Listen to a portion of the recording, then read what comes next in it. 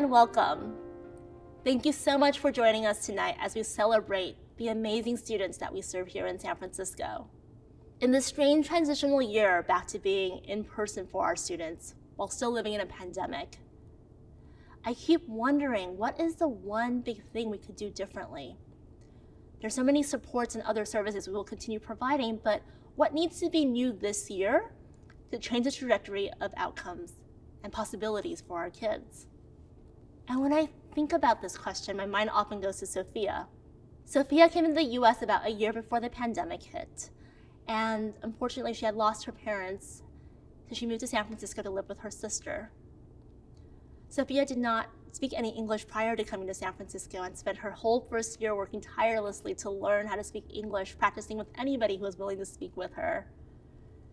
She wanted to be the first in her family to go to college. And she also knew financially she needed to help her sister with rent. So Sophia, in all her determination and power and resilience, figured it out. And by the end of the year, she was getting straight A's and had a job at a restaurant to support her sister. Then the pandemic hit. Sophia continued to work tirelessly at the restaurant while also going to high school virtually. While it was a lot, Sophia was determined to see her dreams come true. So when in May, Sophia came to the Ed Fund and told us she had gotten into SF State, we were thrilled. She applied through us for a scholarship to support her 4 years of education. And we were excited to be able to support her financially to achieve her dreams. Sophia dreamed of becoming a nurse. I really believe it takes a special somebody who, in the middle of a pandemic, decides to pursue a career in healthcare because they see how much their community is suffering and want to help. So there are many Sophias in the community that we serve, of over 50,000 students in public schools, both in terms of their determination and grit and passion, but also we know that half of our kids are facing financial and economic hardship, and over a third of our students are learning English for the first time.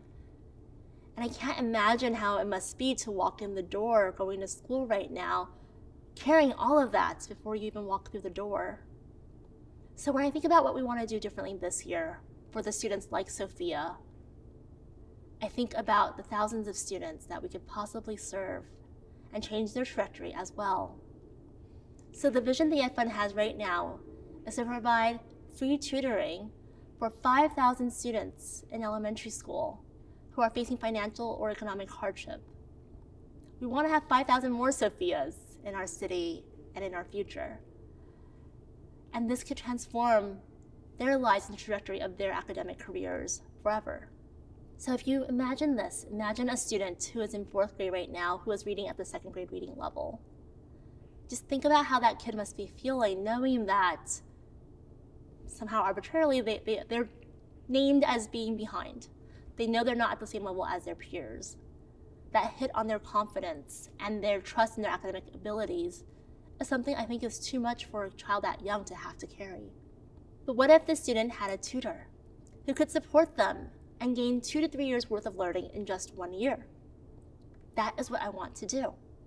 And at just $1,500 per student for the entire year, the student could be at 4th grade proficiency by the end of the year. Not only that, but research has shown that that student proficient at 4th grade has a 400% increased likelihood of making it to college and beyond. And that could transform that student's life and the generations beyond them forever. So that's the one thing I want us to really think about doing differently this year.